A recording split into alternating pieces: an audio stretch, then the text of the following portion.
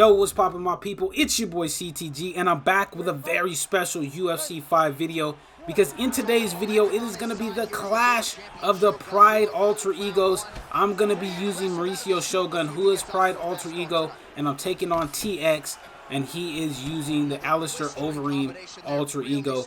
Now, this one is also a special video because I have yet to use this alter ego in ranked championships, so you guys are going to see me figuring out Mauricio Shogun Hua as I go along. So here we're trying to take our time.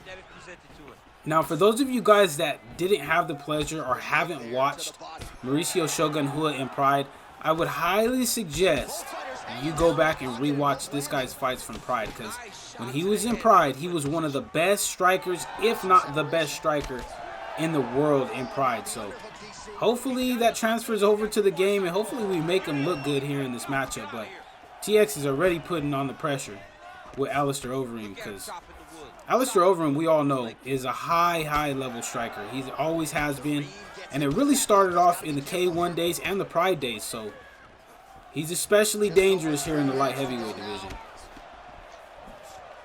So here we're trying to take our time. And this fight's going to be especially good because we're taking on a high-level guy like TX as he hits the beautiful trip right there off the catching the leg. And if we make one mistake on the feet, he knows how to punish. Right here is clinching me up, trying to go for them free elbows, which you could say is a little bit cheesy, but you know, it is what it is. I like a little bit of cheese on my sandwich every once in a while, you know what I mean? So right there, he checks the leg kick. But we want to get him to lower that block. And the first thing that I'm noticing here in this fight that really separates Alistair from Shogun is the footwork speed. It's going to be really hard for us to reach his body, so that's why we're chopping away at that lead leg. We're kind of sitting on our back foot, trying to bait him to walk into us with a combination. But he's doing a good job of using his footwork. Ripping to the body nicely right there, but we're answering back. There's some nice knees into our block. But notice how I'm throwing hooks when we're in the clinch as well. That could really come into play and be very useful to a lot of newer players in the game, because it helps you get out of the clinch a little bit faster if you land hooks. So here with 45 seconds left, it's been a very close round. So we want to try not to eat anything heavy to lose us this round. As we catch him right there with a beautiful front kick into the lead calf kick. And we're starting to land a little bit more towards the end of this round. He's popping off the jab. We clinch him up, landing some beautiful knees to the body right there. And look, he's starting to unload with those hooks as well. Have him up against the fence. He clinches us up. And that's going to be the end of the first round. Now, I would say that was more of a feeler round for the both of us, because I don't know if he's used Alistair but I know I haven't used Shogun. So I had to use that first round to really get a good feel for how his fight style is in UFC 5. So here in the second round, we're going to open up a little bit more and try to start setting up some stuff that'll help us in the future, in the later rounds, I mean. Right there, you see us standing a little bit more in the pocket, because I do notice that my footwork speed is a lot lower than Alistair, and I can feel the difference. So we have to be in the pocket a little bit more than with any other fighter. We landed a beautiful four-piece off the missed kick, but see what I'm saying? TX makes us pay. He hurts us. He tries to go for that clinch, but we were able to fight back. And we're landing some shots inside the pocket. And that's going to gain the respect of TX. And that's kind of a tip for a lot of you newer players in the game. If somebody's pressuring you, all it takes to get them to rethink that is to land shots in the pocket. Because nobody wants to play a 50-50 game in the pocket. They either want it to swing in their favor heavily, or, you know, just to dominate in that situation. So you got to fight back sometimes in there. So there he shoots for a double leg bail.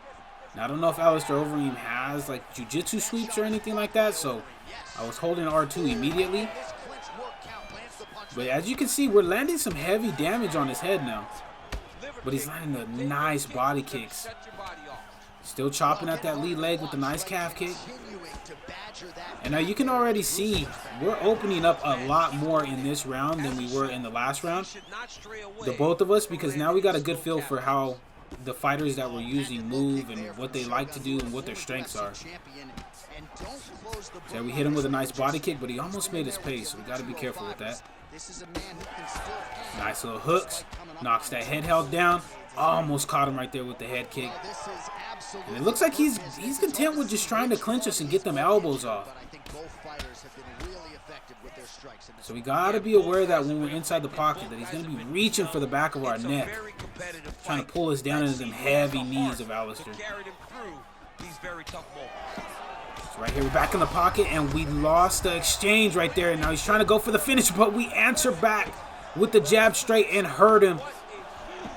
So now we're going to try to seize the moment, utilize the momentum that we've gained. But now everything's reset. And he hits us with a nicely timed overhand right there.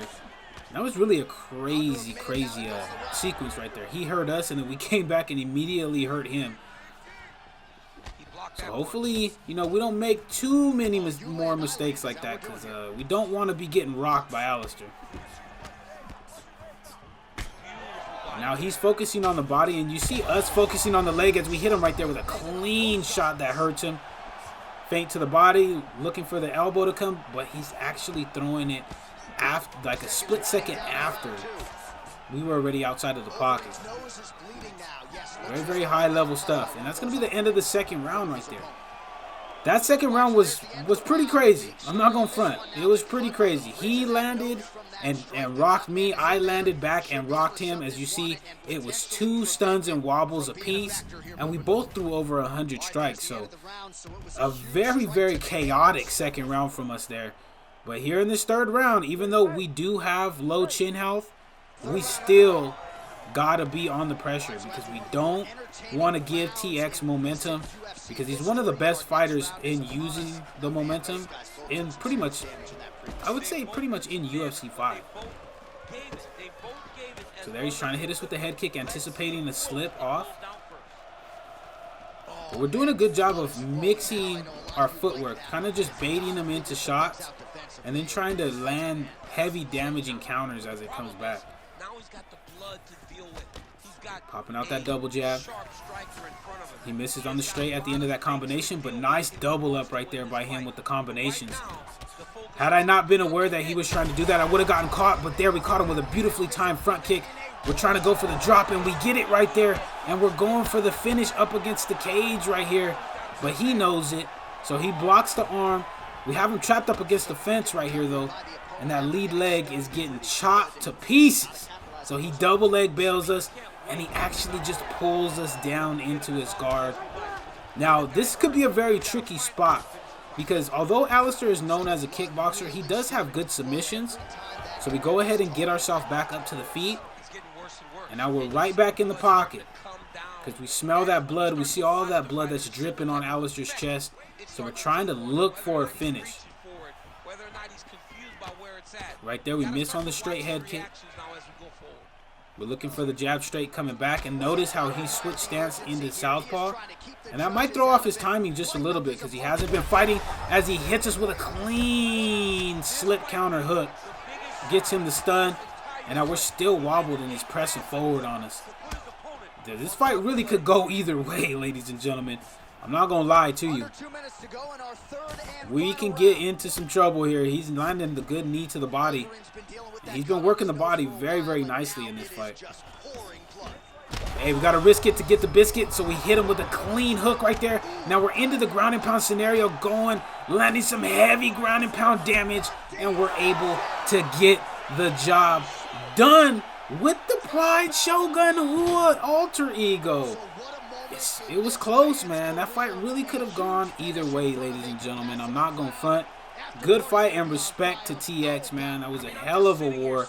But that's it for the video, guys. If you guys did enjoy this video, make sure to slap that subscribe button as well as slap that like button. I do post UFC content on this channel daily. But until the next video, guys, take it easy. Be safe. Enjoy the rest of your guys' day, afternoon, evening, depending on where you guys are watching this from. And I will see you guys in the next video.